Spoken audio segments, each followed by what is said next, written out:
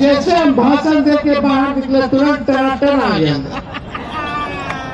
नमस्कार, मैं सम्राट राज, हमारे न्यूज चैनल में आपका स्वागत है। इस वक्त जो हमारी मौजूदगी है पटना के मिलर हाई स्कूल के मैदान में है और यहाँ पर युवा चौपाल लगाया गया था तेजस्वी यादव जी के द्वारा। एवं जो यहाँ पर देख सकते हैं हमारे साथ मौजूद हैं संपत चक नगर परिषद के हमारे साथ ओम प्रकाश चौटाला जी हैं, जो तो हमारे साथ मौजूद हैं प्रदेश महासचिव युवा राजद के ओम प्रकाश चौटाला जी। तो आइए आज युवा चौपाल के बारे में कुछ बात करते हैं, क्या कुछ कहना चाहते हैं। 2025 विधानसभा चुनाव है, इसको लेकर तो क्या कहना चाहिएगा जो आज युवा चौपाल लगाया था आरजेडी की ओर से, इसके ऊपर क्या कहिएगा। सबसे पहले तो मैं आपको धन्यवाद देना चाहता हूँ जी जी कि आपके माध्यम से देख रहे हैं कि आज युवा चौपाल में जन सैलाब उमड़ा हुआ है। तो हम कहेंगे कि आने वाला समय में हम लोग के नेता आदरणीय तेजस्वी प्रसाद यादव जी 2025 में मुख्यमंत्री बनने जा रहे हैं। अच्छा, 2000 यही एनडीए का कहना है 2025 से 30 फिर से नीतीश, इसके ऊपर क्या कहिएगा। अब तो नीतीश जी खटारा हो गए हैं। अच्छा, अब वो रिटायर हो गए। खटारा हो गए, रिटायर हो गए। हाँ, एगो डिप्टी सीएम कर रहे हैं कि फिर से 15 साल नीतीश से चलावेंगे। एगो कह रहे हैं कि नहीं, हमारे अटल जी के सपना तभी साकार होगा, श्रद्धांजलि सही होगा कि जो हमारे एनडीए की बीजेपी की सरकार आएगी। जी जी। तो पहले आपस में वो दोनों बात कर ले कि कौन रहेगा।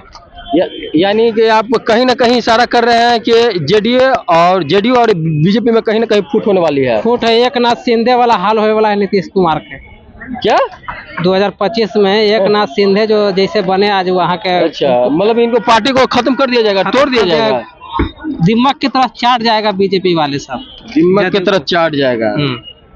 आप कहना क्या चाहते हैं 2025 फिर से नीतीश या तेजस्वी यादव फिक्स। 2025 में तेजस्वी यादव फिक्स हैं। 2025 में तेजस्वी यादव फिक्स है। देखिए, बहुत बड़ी बात कर रहे हैं। यही एनडीए का कहना है कि 2025 से 30 फिर से नीतीश कहीं। और ये हमारे साथ मौजूद है युवा राजद के नेता हैं, इनका कहना है कि 2025 तेजस्वी यादव फिक्स है। हाँ, फिर अगर तेजस्वी यादव फिक्स अगर आ जाते हैं 25 में तो आपसे फिर दोबारा बाइट देंगे।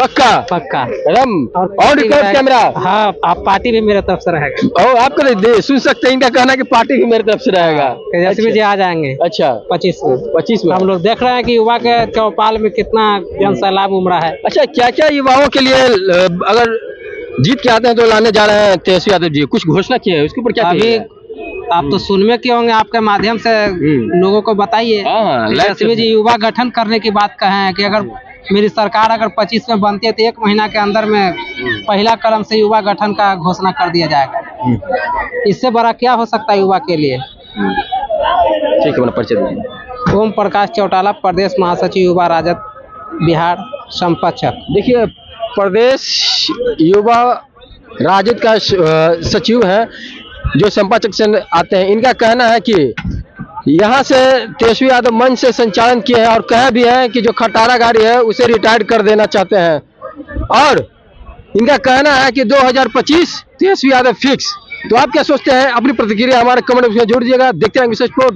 धन्यवाद। देखिए, युवा चौपाल में हमारे युवाओं के भविष्य के बारे में सोचा गया है और जो सरकार जो बनेगी तेजस्वी जी के नेतृत्व में बनेगा और 2025 में युवाओं के भाग्य और भविष्य का फैसला करने का काम हमारा आदरणीय तेजस्वी जी किए हैं। और उनको जो है युवा पूरे रोजगार बना हुआ है, उनको जो है जो रोजगार नहीं मिल रहा है सरकार में, बीजेपी और जदयू की सरकार में। यहाँ की जो युवा जो है वह पलायन करता है पढ़ लिख कर बाहर, उसको रोजगार चाहिए। यहाँ वो तेजस्वी जी ने मन में ठाना है, तेजस्वी जी ने मन में ठाना है युवा को रोजगार दिलाना है। ये 2025 तेजस्वी यादव फिक्स जी, एकदम निश्चित, इसमें कोई कहने का शक नहीं है।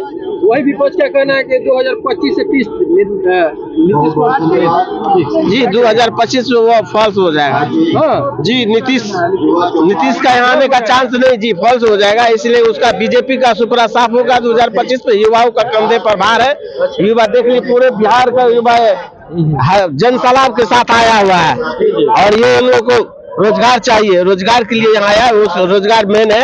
आदरणीय हमारे तेजस्वी जी नौकरी मेन से जाना जाता है, वही वो देंगे रोजगार। वही एनडीए का कहना है कि ये तो नीतीश कुमार जी के सौजन्य से लोगों को नौकरी इसी मैदान में मिला था, इसके ऊपर क्या कहिएगा? देखिए, जो मैदान में मिला था, जिस आदमी को नौकरी था पहले से 18 साल 20 साल किया टीचर में, और उसको आप कल नौकरी दिए हैं, पहले से नौकरी कर रहा था ना, आप नियुक्ति कर रहे हैं, न्यू दे रहे हैं उसको नियुक्ति पद, तो कैसे आप नौकरी दिए? एक ही नौकरी को 2 बार देते हैं। जो बेरोजगार था उसको क्यों नहीं दिए? आप टीचर वो पोस्टिंग था, फिर आप उसको दे रहे हैं नौकरी, कहाँ से दिए? आप अपने जेबी से दे रहे हैं। वो तो आप बेरोजगार है, उसको आप दम है तो आप दीजिए नौकरी बेरोजगार को। जिसके पास रोजगार था उसको आप रोजगार देते हैं।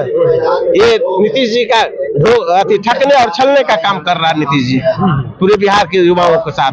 और यही विपक्ष का कहना है कि जो माई बहन मान योजना लाए हैं वो पूरी तरह फ्लॉप है, महिलाओं को सपना दिखाने का कार्य कर रहे हैं, इसके ऊपर आप क्या कहिएगा? जी नहीं, सपना देखिए, ये जो है आदरणीय तेजस्वी जी की जो संकल्प है 2025 में माई बहन मान योजना, वो एक सहयोग के तौर पे उसको दिया जाएगा ताकि मदद हो उसके बाल बच्चे को आगे बढ़ने के लिए, और वह लागू होगा। हमारी सरकार बनेगी राजद का तो निश्चित तौर पर माई बहन योजना दिया जाएगा। वृद्धा पेंशन जो है 400 के बदला 1500 दिया जाएगा। सिलेंडर जहाँ 1100 मिलता है वहाँ 500 में दिया जाएगा। हमारे तेजस्वी जी का अलाउंस है। अपना परिचय दीजिए। मदन कुमार पासवान, जिला अध्यक्ष अनुसूचित जाति प्रकोष्ठ सुपौल। कहाँ से? सुपौल से। यहाँ से जोश से लबरेज होके जा रहे हैं। बिहार के युवाओं की जो मांग थी, हमारे नेता ने उसको मान लिया। उन्होंने कहा कि सरकार बनेगी तो युवा आयोग बनेगा, क्योंकि युवाओं की सुनवाई कहीं नहीं होती थी, युवा भटकते रहते थे अपने आवेदन को लेके। तो उन्होंने कहा कि हमारी सरकार बनेगी तो युवा आयोग बनेगा। उन्होंने कहा है कि परीक्षा का बहुत फीस बढ़ा दिया है। आजकल तो जो है ना, एक नया सिस्टम चला है कि वैकेंसी निकाल दो, पैसा आ जाएगा, बाकी बहाली हो चाहे नहीं हो। वो तो तेजस्वी जी आए तो टाइम पीरियड में सब काम होने लगा। उन्होंने कहा कि हम इस पैसा को खत्म करेंगे। उन्होंने कहा है कि आने जाने का पैसा नहीं रहेगा। ये सारे युवाओं का जो वर्षों लंबित मांग थी, हमारे नेता ने मांग लिया। इसलिए सभी धर्म के युवा, सभी वर्ग के युवा, चाहे व्यवसायी हो, सवर्ण हो, दलित हो, पिछड़ा हो, किसान हो, सब लोगों ने तेजस्वी जी में आस्था जताया है और 2025 में उनको मुख्यमंत्री बनाने का संकल्प लिया है। सर, कहीं न कहीं प्रधानमंत्री जी जिस तरह मुख्यमंत्री को लाडले बोलते हैं, ये 14 करोड़ बिहारियों का अपमान है। लाडला बेटा को बोला जाता है। क्या प्रधानमंत्री का बिहार बेटा है? ये बिहार का अपमान है। जनता दल यू के लोग मुख्यमंत्री किसी तरह बने रहे, उसमें बिहारियों को गाली सुनवा रहे हैं, लेकिन बिहार का नौजवान इस गाली को बर्दाश्त नहीं करेगा। आने वाले दिनों में एनडीए के प्रधानमंत्री को इसका जवाब देगा। एनडीए कह रही है 2025 से 30 फिर से नीतीश, यही आपके युवाओं का कहना है 2025 तेजस्वी यादव फिक्स। ये दोनों में से कौन सी बात सही? मैं कहना चाहता हूं एनडीए के लोगों से कि आपको क्यों बिहार दे। 20 वर्षों में बिहार की जनता ने आपको भरोसा किया। 2020 में हम लोग की सरकार बनते बनते रह गई, किन कारणों से रह गई उसमें मैं चर्चा नहीं करना चाहता हूं, लेकिन लोकतंत्र का तकाजा है कि जब बन गए तो हमने भी माना कि बन गए। लेकिन 20 वर्षों से जो बिहार की लोगों ने आपको भरोसा किया, आप कहते हैं कि डबल इंजन की सरकार है, 2 चक्के चल रहे हैं, उसी एक चक्का के मातहत काम करने वाला जो एक नट बोल्ट है नीति आयोग, वो कहता है कि बिहार देश के सबसे पिछड़े राज्यों में से एक है। चाहे कमाई हो, दवाई हो, सुनवाई हो, सिंचाई हो, कार्रवाई हो, सब में पीछे है। लेकिन बेरोजगारी में आगे है, गरीबी में आगे है, पलायन में आगे है, भूखमरी में आगे है। इसका जवाबदेह कौन है? तो जब हर स्तर पर बिहार पीछे है तो बिहार के लोग उनको क्यों समर्थन दे? ये बात जदयू और भाजपा के लोग को बताना चाहिए। बजट में युवाओं के लिए क्या कुछ मिला उस पर? देखिए, बजट की जहां तक बात करते हैं, लोग कह रहे हैं कि हम बजट दे रहे हैं। यह बजट जो है, समझिए कि आप सब लोगों को मैं आपके माध्यम से बिहार के तमाम बुद्धिजीवियों को, अर्थशास्त्रियों से मैं कहना चाहता हूं कि अध्ययन करें कि 2005 में 1990 में जब हम लोग की सरकार आई थी, उस समय देश का बजट और बिहार का बजट का क्या रेशियो था। 2005 में जब हमने बिहार की सत्ता उन लोगों को सौंपा, उस समय देश और प्रदेश के बजट का रेशियो क्या है, और आज 20 वर्षों के बाद इसका बजट का रेशियो क्या है।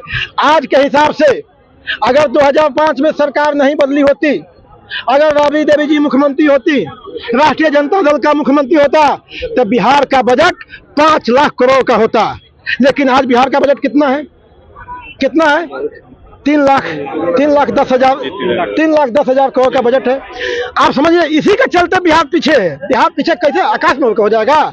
आज पढ़ाई है, दवाई है, कमाई है, सिंचाई है, सुनवाई है, सड़क है, परिवहन है, रेल है, सब में पीछे क्यों है?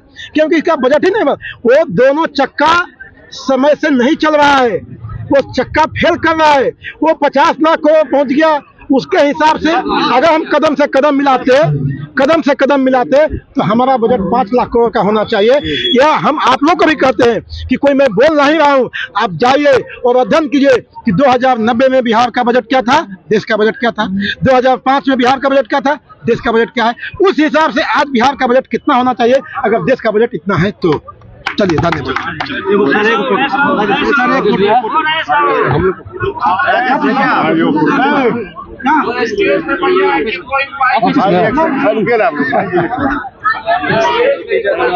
यानी सबसे ज्यादा आबादी 25 साल के नीचे वालों की है, नौजवानों की है, युवाओं की है।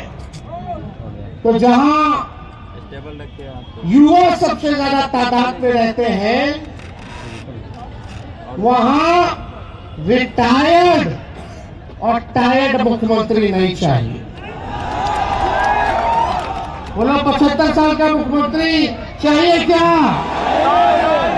अब हम तो कुछ कहना नहीं चाहते, लेकिन हमारे मुख्यमंत्री जी अभिभावक के सम्मान करते हैं, लेकिन ये पूरा सरकार जो है बीमार हो चुका है और ये सरकार और थोड़े दिन रह लेगी तो पूरा बिहार को बीमार कर देगी। आदरणीय नीतीश कुमार जी से अगर कोई पूछे कि अपने मंत्रियों का नामे बता दीजिए, कौन कौन विभाग के कौन कौन मंत्री है, तो नहीं जानते होंगे। विभाग के सचिवों का नाम अगर पूछ लीजिए तो वो अपने विभाग के सचिवों का भी नाम नहीं बता सकते। वो तो छोड़िए, अपने उप मुख्यमंत्री का दो है, दो है ना, एगो फाउल माउथ है, एगो लाउड माउथ है। कल जम करके हम लोग क्लास लगाए, बता दोनों मुख्यमंत्री सदन में झूठ बोल रहा था। सबका पता, जो सदन में झूठ बोले वो जनता के सामने कितना झूठ बोलता होगा। इसीलिए बीजेपी को बोलते हैं बड़का झूठा पार्टी। कितना झूठ बोला ये लोग। लेकिन आप सोचिए, मुख्यमंत्री जी से अगर पूछा जाए कि अपने दोनों उप मुख्यमंत्री का नाम बताओ, तो उनको अधिकारी लिख करके देता है, तब पढ़ करके नाम बताते कि फलना जी हमारे उप मुख्यमंत्री। तो मेरा कहने का मतलब है 15 से 29 साल की आयु वर्ग में लगभग 31.9% युवा शिक्षा, रोजगार या प्रशिक्षण में शामिल नहीं है। और इस श्रेणी में महिलाओं की स्थिति और भी चिंताजनक है। लगभग 57% महिलाएं इन गतिविधियों से वंचित है। आप समझ लाइए कि 29 साल के जो नौजवान हैं, उनको कोई काम नहीं है, कोई प्रशिक्षण नहीं है, कोई रोजगार नहीं है, कोई नौकरी नहीं है, वंचित है लगभग 32%। और उसमें से महिलाओं की स्थिति और चिंताजनक है। लगभग उनमें से जो महिलाएं हैं 57% वंचित है शिक्षा से, रोजगार से, नौकरी से। क्या स्थिति बनी हुई है पूरे बिहार में? नीति आयोग का रिपोर्ट देखो तो बिहार सबसे गरीब प्रदेश है। प्रति व्यक्ति आय, प्रति व्यक्ति निवेश में बिहार सबसे पीछे है। बेरोजगारी में, गरीबी में नंबर 1 है, पलायन में नंबर 1 है, और किसानों की आय में बिहार है सबसे फिसड्डी है। किसानों का आय नहीं। महंगाई की मारामारी है, सब लोग जो है परेशान है इस मौजूदा सरकार से। थाना चले जाइए, ब्लॉक चले जाइए, तो केवल बिना घूस दिए हुए कोई काम नहीं होता, कोई होता है काम। तो आप सोचिए, एक और आंकड़ा हम आप लोगों से पेश करना चाहते हैं। 18 से 23 वर्ग के युवाओं के लिए बिहार में प्रति 1 लाख आबादी पर केवल 7 कॉलेज, समझ